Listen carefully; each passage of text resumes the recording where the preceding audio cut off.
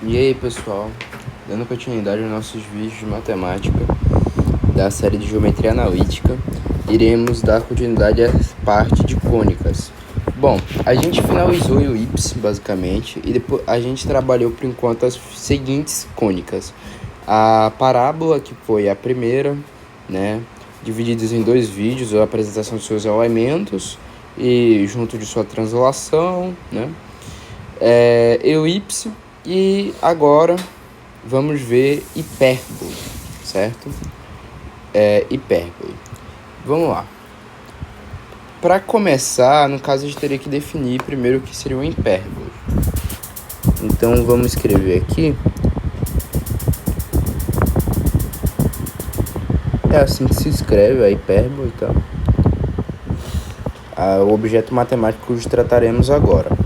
Bom, como descrito, vamos dar uma revisadinha. A gente descreveu o que? A gente descreve parábola a partir de... é o lugar geométrico do plano, certo? A gente fala que é um plano, que pode ser qualquer um plano. É o lugar geométrico do plano, cujo dado alguns pontos, cujo a gente chama de foco, e uma reta diretriz, uma reta na verdade.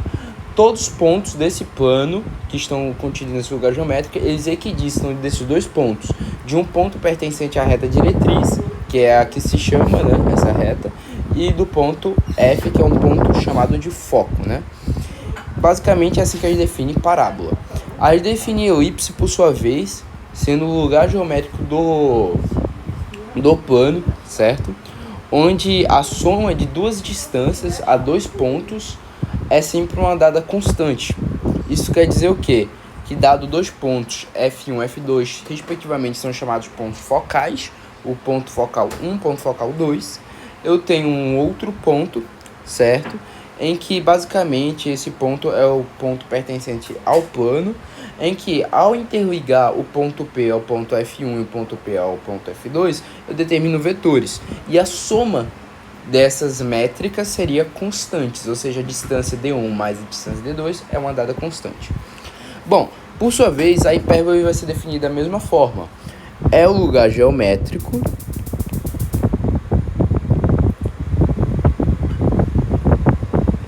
do plano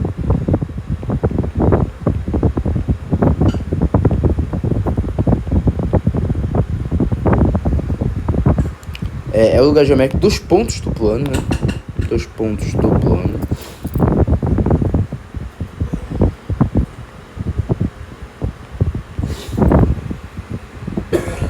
Cuja diferença...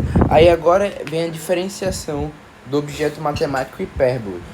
Enquanto na elipse a gente tem que a distância D1 mais a distância D2 é uma dada constante, a hipérbole, por sua vez, seria o lugar geométrico onde a diferença das distâncias é uma dada constante. Porém, como estamos trabalhando com o objeto em si determinado como distância, estamos trabalhando com o módulo da diferença dessas distâncias. Ou seja, cuja diferença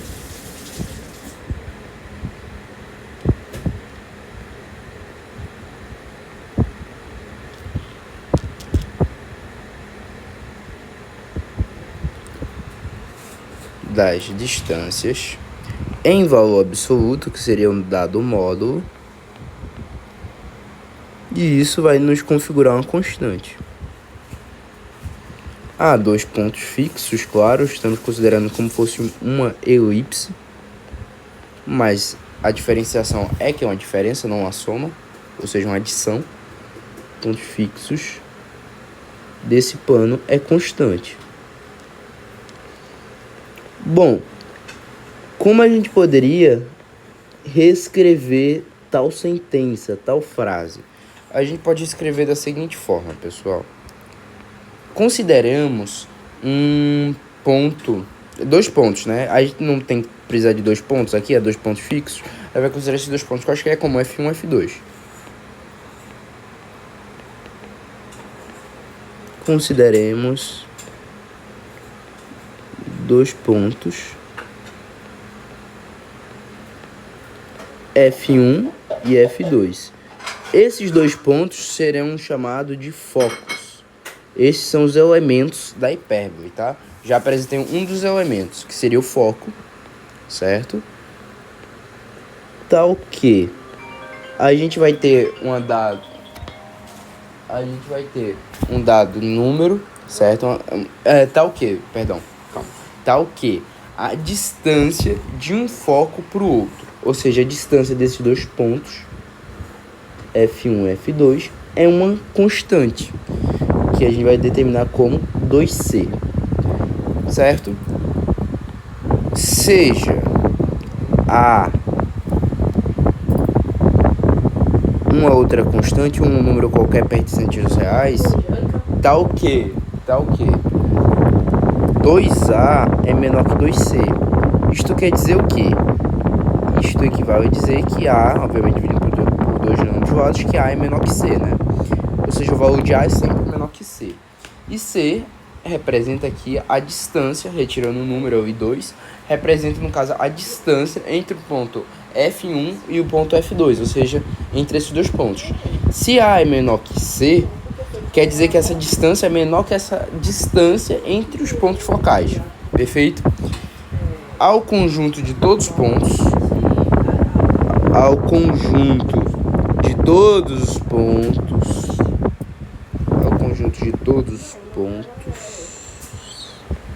do plano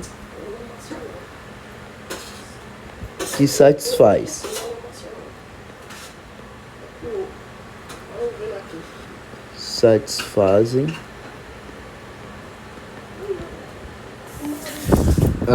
em módulo, no caso, a diferença das distâncias desse ponto P, é um ponto qualquer pertencente ao plano, ao ponto F1, menos a distância do ponto P ao ponto F2, isso aqui é uma dada constante, e a gente vai representar como 2A essa constante. Ou seja, 2A aqui é um número, certo? E 2A é menor que 2C, logo A é menor que C. A gente tem isso daí, certo? Bom, representamos então a hipérbole em formato de uma equação, certo? E bom, se a gente fosse ver graficamente como funciona a hipérbole, ela é da seguinte forma. Eu tenho um ponto P, eu tenho dois pontos fixos no meu plano, ponto F1 e ponto F2. Se eu interligo os vetores F1P e os vetores PF2, é que aqui tá mal feito. Deixa eu colocar o ponto P aqui. A gente tem que a distância D1 e a distância D2, essa diferença em módulo é uma constante. E a gente vai ter os ramos da hipérbole, porque a minha figura ela sempre passa pelos pontos focais. E esse aqui é o desenho da hipérbole. Cada um desses desenhos, que seria como se fosse uma parábola, né, é chamado de ramo. Bom, como a gente diferencia os ramos? Ramos da esquerda, ramo da direita. Acabou. Simples. E essa aqui é a nossa figura da hipérbole, pessoal. Tá bom? Perfeito? Essa aqui é a figura. Bom, quando P, na verdade, a gente tem alguns nomes. A gente tem algumas diferenciações. Porque esse aqui igual a 2A, na verdade, é igual mais ou menos 2A. Por quê? Olha, quando esse meu ponto referido aqui do plano estiver no ramo da direita, quando P estiver no ramo da direita, certo? Vou chamar o ramo da direita de ramo 2, e aqui ramo 1, ramo da direita, aqui é o 2. Logo, o resultado da nossa equação tem que se apresentar como mais 2A, certo? E quando estiver para a esquerda, é menos 2A. Tá bom, pessoal? A gente tem essa diferenciação, diferenciação foi complicada. No ramo da esquerda.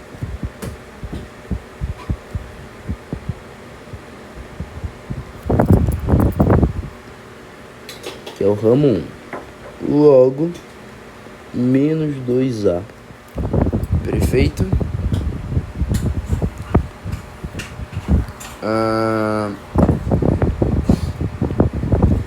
A gente teria isso daqui, certo? E vamos lá. Considerando agora o que? A gente vai construir isso aqui no plano cartesiano, tá? Vai ficar da seguinte forma, olha só. Aqui eu vou ter uma reta perpendicular no meio ali aos dois ramos, certo? O ramo da hipérbole é mais ou menos assim. Aí vai ter uma reta perpendicular a esta reta, formando quatro ângulos de 90 graus, né? Uma reta ortogonal à outra, isto quer dizer uma reta perpendicular à outra. Esses ramos, como eu disse, aí passa pelos pontos. Aí vai ter os pontos focais, que são pontos fixos do meu plano, vou chamar de F2, F1. Eu vou ter os vértices que eles tocam nessa reta, que eu vou chamar essa de reta 1 e essa reta 2, tá bom? Aí aqui seriam os vértices A1, A2. A gente teria que, no caso, se você for analisar, aqui a gente tem uma simetria, perfeito? Como esses ramos tem que ser iguais, aliás, é que aqui tá meio mal feito, mas esses ramos eles têm que ser iguais, certo? E por eles serem iguais, o que deveria ficar era que essa reta de interseção tá aqui no meio. Imagina que isso aqui ficou uma reta perfeita. E esse ponto aqui de interseção quer dizer que essa distância é igual a essa distância e essa distância é igual a essa distância. Tá bom? Os quadrantes são iguais. Então, por consequência, eu tenho a seguinte coisa. Eu tenho que essa distância entre os vértices, eu vou chamar essa distância entre os vértices de 2A. E a distância entre os focos, como nós já vimos anteriormente, é o que? É 2C. Certo? 2C. Perfeito?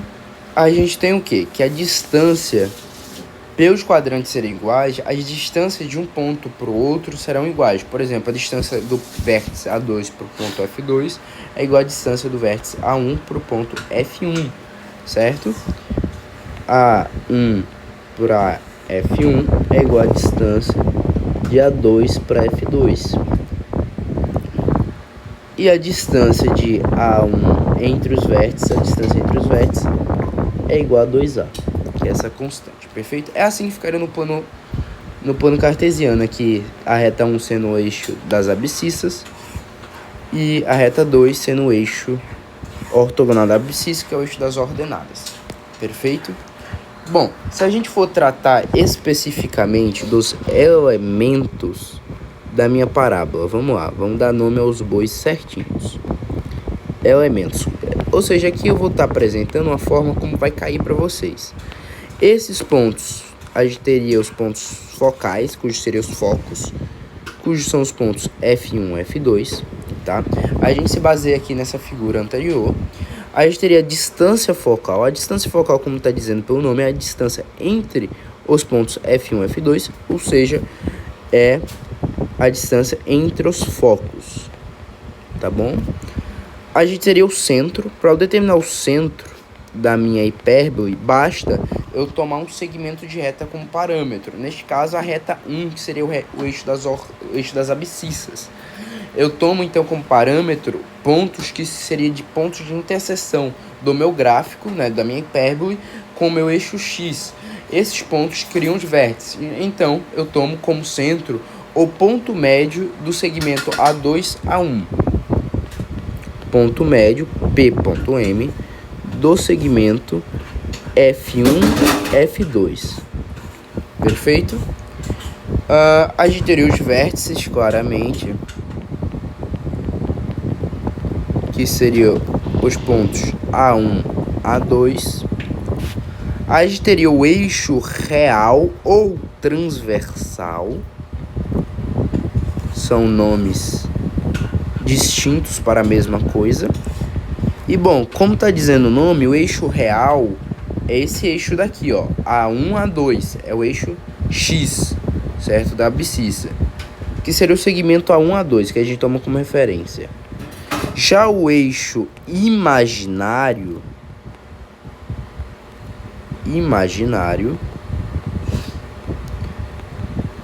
seria o eixo B1, B2, em que aqui neste caso eu irei tomar pontos, que seria aqui seria o centro, ponto C, aqui seria, sei lá, B1 e aqui B2, por exemplo, certo? Seria mais ou menos esse eixo.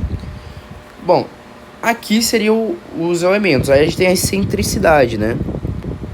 Excentricidade. E a excentricidade é determinada da mesma forma, C sobre A. Sendo que a diferença é que o que a gente sabe, pessoal, A é menor que C.